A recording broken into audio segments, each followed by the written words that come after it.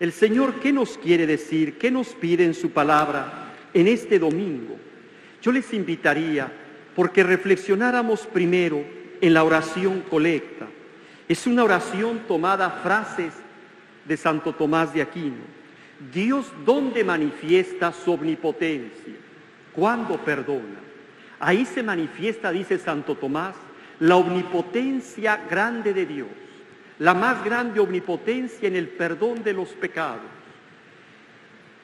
El Evangelio y la primera lectura son una invitación a tener cuidado de nosotros mismos. Jesús, llegan sus discípulos y Juan en nombre de los 12 le dice, mira, hemos visto a uno que expulsa demonios, pero como no es de los nuestros, se lo prohibimos. En la primera lectura es la misma situación. Se han reunido 70 ancianos, pero 2 no han estado donde los demás están reunidos. El Espíritu Santo desciende con su don de profecía y los demás ancianos tienen el don de profecía, pero también estos 2. Y llega Josué y le dice a Moisés, pues lo vamos a prohibir. ¿Por qué está profetizando? Por si no está con nosotros. Y esta es, hermanos, una actitud que muchas veces caemos en la iglesia. A veces pensamos que el Espíritu Santo es propiedad de la iglesia, que solamente actúa en la iglesia. No. El concilio dice, todo lo bueno que hay en el mundo es obra del Espíritu Santo. San Pablo llegará a escribir y decir, hay que ver todo lo que es bueno, loable, justo, todo lo que es virtud, apreciarlo, y el Dios de la vida estará con ustedes.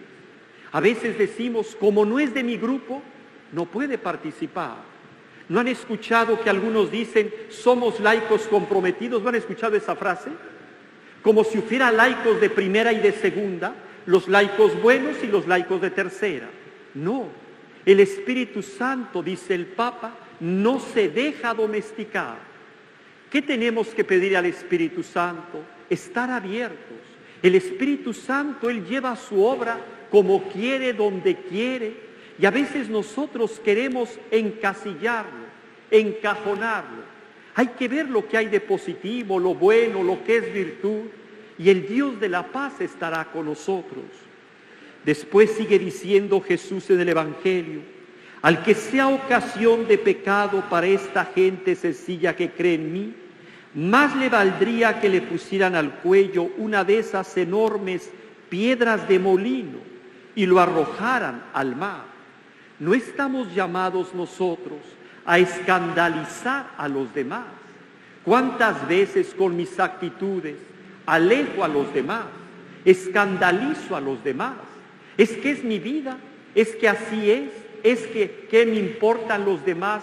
Dice San Pablo, sí te deben de importar, porque puede ser que alguien no ha crecido en su fe y tiene que tomar alimento de bebé, y alguien que ha crecido en su fe tiene que tomar alimento sólido. Hoy es un domingo para reflexionar si no escandalizamos a los demás. ¿Cuál es el termómetro? Nuestras actitudes, nuestra forma de pensar, nuestra forma de actuar tiene un termómetro. Si los demás se encuentran con el Señor, pero si yo los escandalizo, si yo los separo, si yo los alejo, entonces en cierta forma yo soy responsable. Lo tercero que nos pide Jesús en el Evangelio es, si tu mano te es ocasión de pecado, córtatelo. Si tus ojos son ocasión de pecado, córtalos. ¿Qué significa esto? No es literalmente cortarme la mano, quitarme el ojo, sino es todavía más profundo. Aquí no es, voy a pensar si dejo el pecado, voy a bajarle unas rayitas al pecado. Jesús dice, córtalo, córtalo. A eso nos invita Jesús hoy en el Evangelio. Nos invita a que estemos abiertos a la acción del Espíritu Santo. Nos invita a reflexionar, a no ser escándalo para los demás. Nos invita a cortar con el pecado. La segunda lectura tomada del apóstol Santiago. En tiempos de este autor sagrado, en la comunidad cristiana se había dado una división. Gente con muchas posibilidades económicas, materiales, y gente con muy pocas posibilidades. Y entonces llega el apóstol Santiago y toma una frase que nos puede causar mucho ruido y dice: porque si no, ustedes están engordando como reses para el día de la matanza. Vean qué frase, que hasta podemos juzgarla vulgar, pero tiene mucho fondo. ¿Para qué se engordan los animales en las granjas? Para matarlos, ¿sí o no? Ese es el fin. Y dice el apóstol Santiago: porque ustedes viven engordándose como reses para el día de la matanza. ¿Qué significa esto? Miren, todo lo que tenemos es don de Dios. La familia, las capacidades, las cualidades, las cosas materiales, los estudios, lo que he vivido, todo es don de Dios. Y todos son dones, son medios para unirme al Señor. El problema es cuando yo convierto los dones en fines. Entonces los dones se me dieron para unirme a Dios. Pero cuando yo convierto los dones en fines, entonces ya no me unen a Dios. Al contrario, los dones me esclavizan, me vuelvo esclavo de los dones y puedo hacer ídolo de todos los dones. Pensemos, en un matrimonio, la esposa es un don de Dios, el esposo es un don de Dios, mas no es el fin es Dios.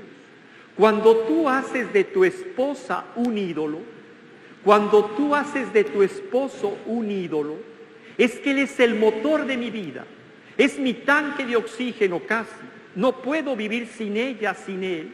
Cuidado, estás haciendo un ídolo. El esposo, la esposa que es un regalo, ahora te esclaviza. Se puede hacer un ídolo, por ejemplo, del deporte. El deporte es algo muy bueno, es un medio, es un don para unirme con Dios. Pero cuando yo hago del deporte, ¿por qué a tales horas me levanto? ¿Por qué descuido la familia? ¿Por qué descuido mi oración? ¿Por qué descuido mi relación? El deporte. El deporte se ha convertido en el motor de mi vida. Y entonces ya no es Dios el primero. El deporte te esclaviza. Te has vuelto un esclavo del don. El don dejó de ser don y se convirtió en ídolo. ¿Cómo podemos saber si tenemos ídolos en el corazón? Con la frase del apóstol Santiago: solamente se están engordando como reses para el día de la matanza. Hay que pensar en qué me distraigo. Muchas veces nos quejamos de eso. Apenas empieza la misa, ¿no les ha pasado? Y empieza como una pasarela de pensamientos. Cuando estoy en la adoración, cuando estoy en el rosario, esa es una buena forma de detectar los ídolos. Esas distracciones no están afuera. ¿En dónde están? En mi corazón. Apenas empiezo la relación con Dios, estos ídolos empiezan a saltar. Hoy todo mundo nos quejamos: colitis nerviosas, gastritis, insomnios, andamos irritables, las bajadas y subidas de presión, las ansiedades. Todo eso es síntoma de que traemos ídolos en el corazón. El Papa Juan Pablo II decía: detrás de cada depresión hay un problema espiritual. Así hay que detectar, hermanos, los ídolos. No quiero perder esto. No quiero que esto se acabe. No quiero que esto cambie. Yo confío en mis apoyos. No confío en Dios. Por eso vivo estresado y angustiado y no quiero que jamás se pierda. Y ahí están las consecuencias. Los infartos, esta ansiedad que traemos, todas estas prisas, es síntoma de que con lo que dice el apóstol Santiago, estamos engordando como reses para el día de la matanza. Estamos sirviendo a falsos ídolos. Yo les invito a pensar un momento en silencio. Señor, 3 preguntas. ¿Qué no me gustaría que nadie supiera de mí? ¿Qué no me gustaría perder nunca? ¿Qué no me gustaría que los demás se enteraran? ¿Qué no me gustaría perder? Estos son nuestros ídolos. Solamente Dios es el único Señor. Solo Dios me da la libertad. Sí, y todo lo que me da son dones. Pero yo puedo convertir los dones en fines. Y entonces los fines me esclavizan. Así sea.